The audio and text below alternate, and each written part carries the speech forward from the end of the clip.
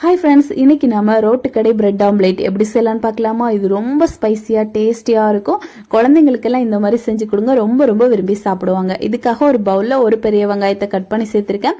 ஒரே ஒரு தக்காளியும் சின்ன சின்னதாக கட் பண்ணி சேர்த்திருக்கேன். ஒரு பச்சை மிளகாய், கொஞ்சமா கருவேப்பிலை, இது கூடவே 3 முட்டை சேர்த்துட்டு 1/4 டேபிள் ஸ்பூன் மிளகாய்த்தூள், 1/4 டேபிள் ஸ்பூன் அளவுக்கு கரம் மசாலா, ஒரு பிஞ்ச் அளவுக்கு மஞ்சள் தூள், 1/4 டேபிள் ஸ்பூன் அளவுக்கு உப்பு சேர்த்து இதை நல்லா இந்த மாதிரி பீட் பண்ணி எடுத்து தண்ணி வச்சிடலாம். இப்போ ஒரு கடாயில் 1 டீஸ்பூன் அளவுக்கு நெய் சேர்த்து 2 பிரெட்டை நல்லா ரோஸ்ட் பண்ணி எடுத்துடலாம்.